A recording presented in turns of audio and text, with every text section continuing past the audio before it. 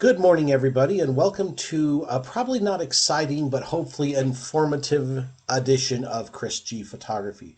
I would like to welcome you back to Chris G Photography, but none of you know who I am, so thank you for watching my video. And do me a favor, like, view, and subscribe if you like what I'm doing here, because I'm really trying to build something. And again, I know there are a million YouTube channels about photography out there, but help me make mine the 1,000,001th, if that is a word, YouTube channel about photography. And what today's course is about, I originally had this video titled as "What Do Those Numbers Mean?" And the inspiration for this video is, quite frankly, a while ago I was watching YouTube videos like you all do, and I ran across the channel of a YouTuber, and I'm not here to shame, I'm not here to do anything, nothing like that.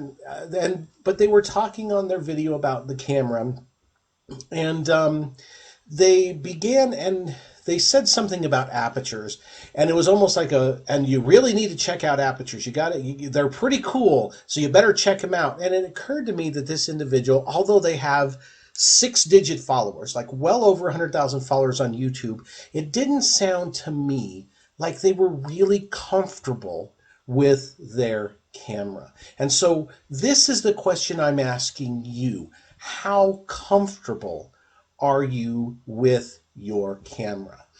I was very fortunate that when I first took up photography, the high school I attended was associated with a trade school that offered a photography program. Now, I did not attend a prestigious fine art college or fine art school or anything like that. This was a trade school. This photography program was designed to help people become wedding photographers or work at a Sears or J.C. Penney's portrait studio, if you're old enough to remember what those things were.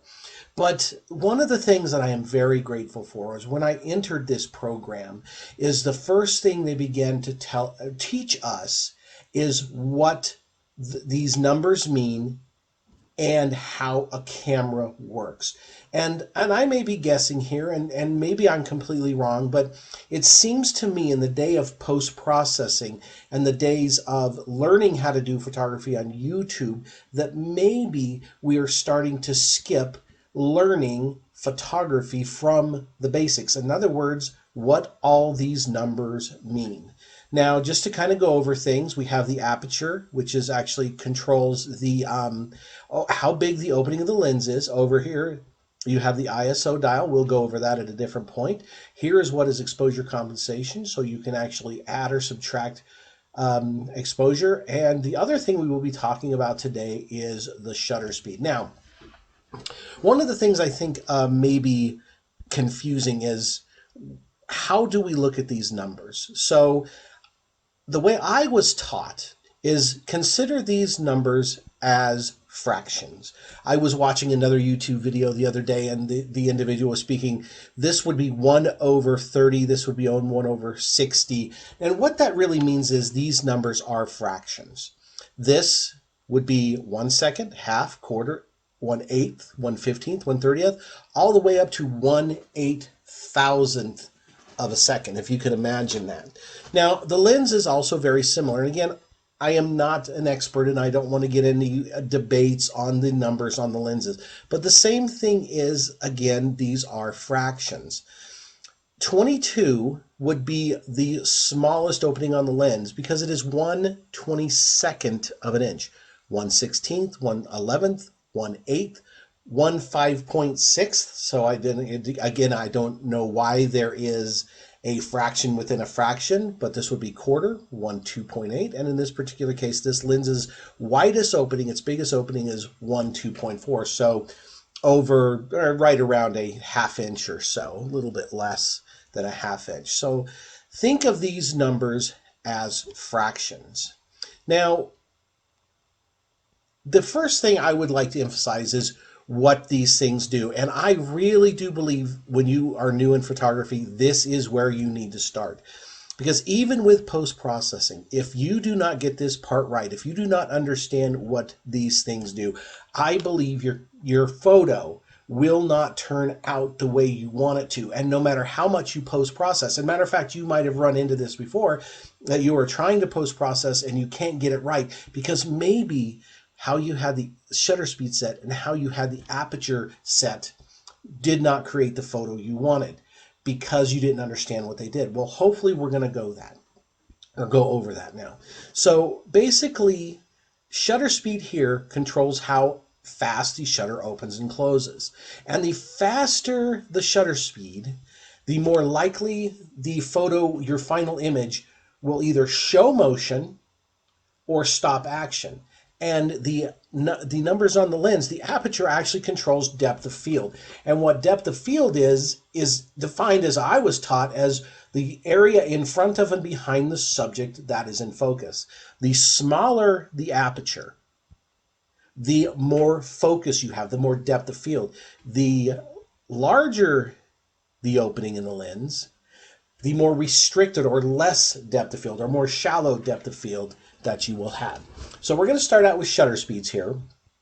And I've got a couple of sports shots. So anyway, this is a photo that I took of a young man's football team that my wife and I have the privilege of knowing. Now, this is not him, but this is just one of his teammates. But what I want you to notice here is this was shot at 1/1400th of a second. And everything, as you can see, look, if you look down here, his feet are frozen completely. His feet are actually off the ground. So he is frozen in motion. Everything is frozen. You can see every part. He's reaching around here. He's frozen. His foot is off the ground. So I used a fast shutter speed to capture and freeze the motion of this. Now I have another football picture here that I want to use to contrast. Now, this is the kickoff. And this is the ball up here. So I did manage to freeze the motion here. But if you notice, the football is a little blurry. His foot's not exactly sharp. Everything's just a little bit off. And what I went back is like, why did that happen? Well, in this particular case, the shutter speed was only 1/200th of a second. So although it was fast, it was not fast enough to capture everything still, completely still, like in this particular photo. Now, I'm not saying, do not think that I'm saying that if you're going to freeze motion, you have to do everything at 1/1400th of a second. That is not the case, because it depends on really how fast the subject is going.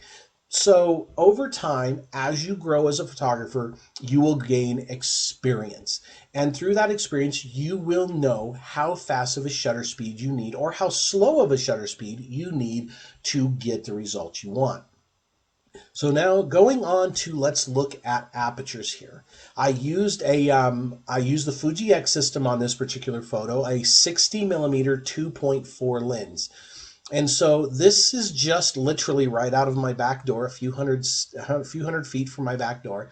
This is a fence. These are the mountains I get to wake up to and go photograph quite frequently, and have been photographing for quite some time.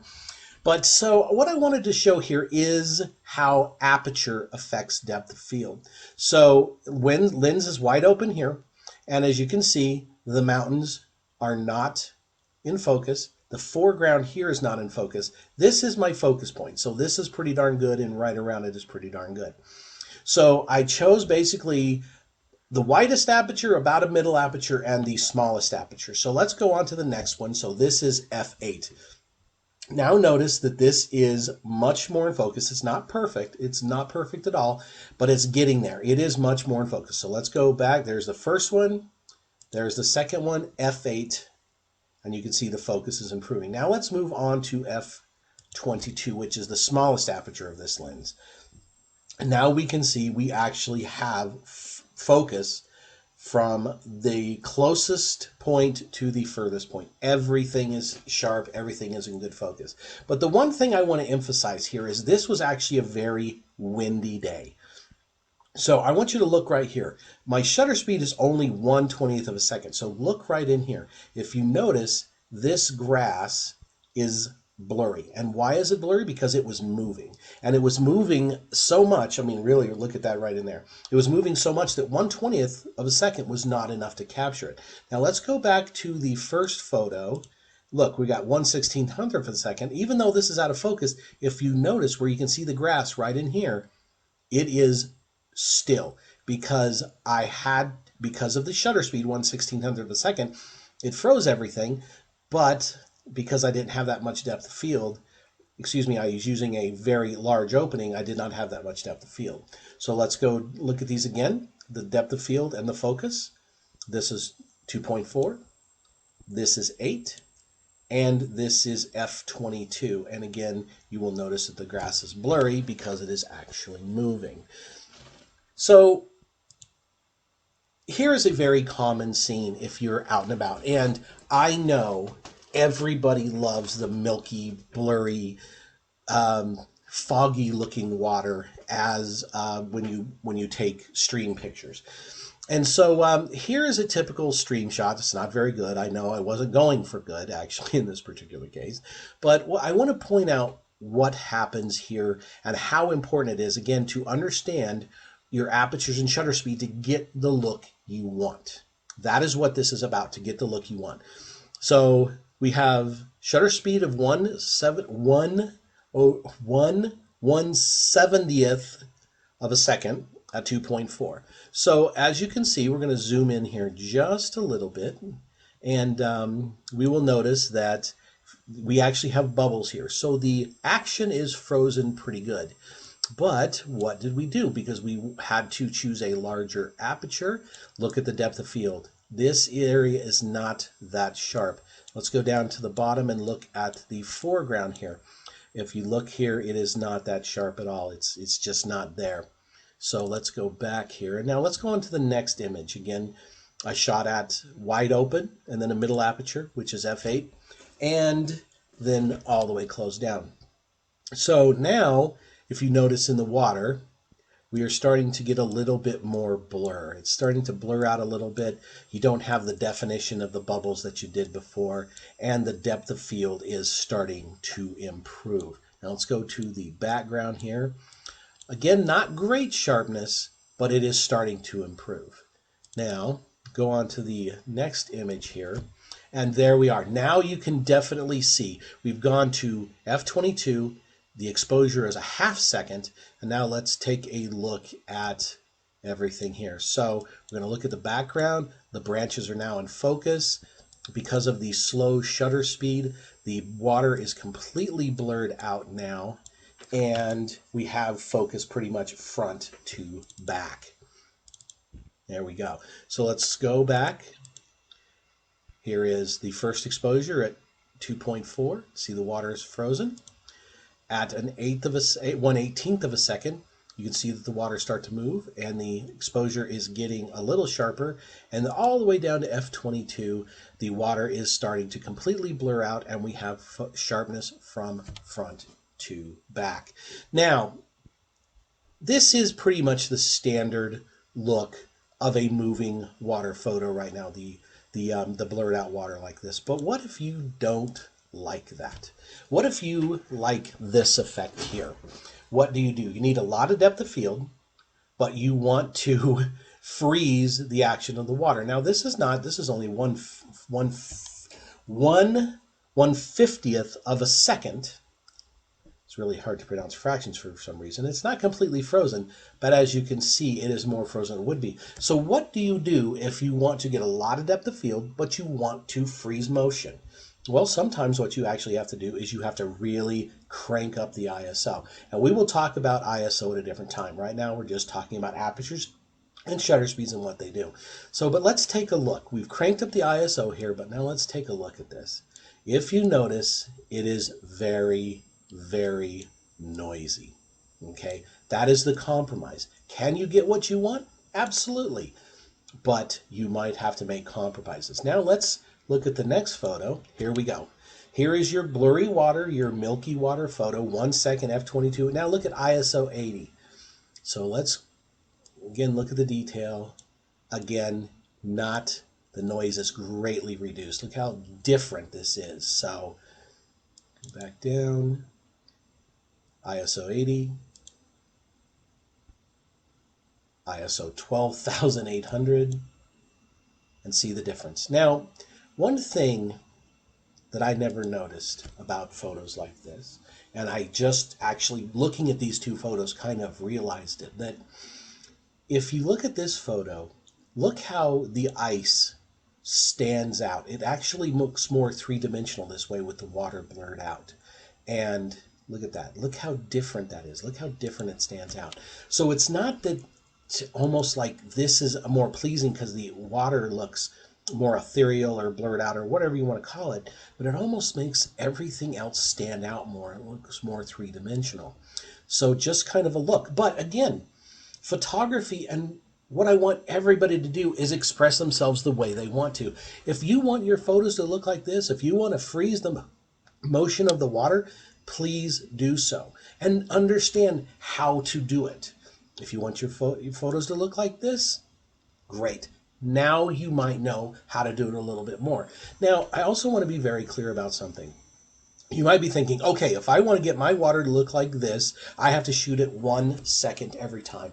I am very leery of anybody who says set your tripod up like this all the time. Use this aperture, use this shutter speed. Because in my world, and your world too, I hope, that every situation is different. The lighting is different, you might have a different lens, etc. So every situation is new, so you have to go in it and not just think that I'm going to use this shutter speed and this aperture to get this effect every time.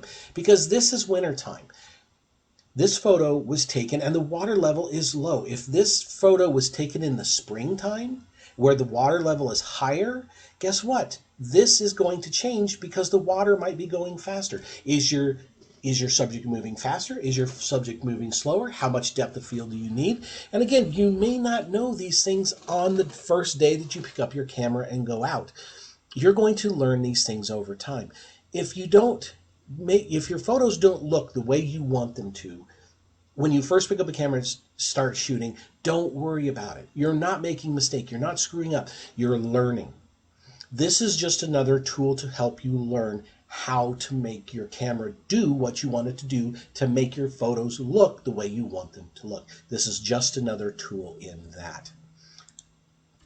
Now, the other thing choosing apertures can do is also, especially if you're like a portrait photographer, is isolating your subject. In this particular case, honestly, I meant to take a picture of my wife standing on Virginia Beach a couple of weeks ago. Matter of fact, not even a couple of weeks ago, to emphasize this. I think she would have been a much better subject than this, but this will actually work. So the teddy bear is the subject, obviously. And I was using my GFX and a 50mm lens, and the aperture is 3.5. And so this helps really blow out the background. And in fact, if I would have had an f2 aperture lens or 1.4, or Fuji actually makes an f1 lens, this background would have been totally blurred out. You wouldn't see any details back here whatsoever. And so here we go, subject. I wanted to isolate the subject and draw attention to the subject and blur out the background. Now what happens if I use a larger aperture? I went to the smallest, if I wanted to use a smaller aperture, showing greater depth of field, now all of a sudden you are seeing the entirety of my living room. So yes, including my dirty carpet. So I guess it's time to have the carpets cleaned again. So anyway, teddy bear again. Everything here is in focus. So as a photographer, you really must decide and understand what you want. Do you want to isolate the subject, blur out the background, to draw more attention to the subject? Or do you want to show your subject in its natural habitat, to show what's around it, to have everything in focus? If this would have been a beach shot of my wife, it probably would make more sense. But which one do you want? Do you want this? Or do you want this? And as the photographer, that is up to you. Because quite honestly, if you have this shot, you can make it look like this in post-processing. Matter of fact, you can actually make this look more blurry than it actually is. But if you have this shot and your desire is this, I don't think you can go from an out-of-focus background to an in-focus background in post-processing. I don't think you can. I may be wrong, because as I mentioned earlier, this is inspired because I was watching a YouTube video about photography, and the photographer did not sound comfortable with their camera. And to be rather honest with you, I am not comfortable with post-processing yet, but I am getting there. We all have our thing, right? And that one's mine. So This is how apertures and shutter speeds work. And like I said, please do not take this and go, every time I want to make my water blurry, I'm going to shoot it at 1 second at f22. Doesn't work that way. Again, it depends on how fast the subject is moving.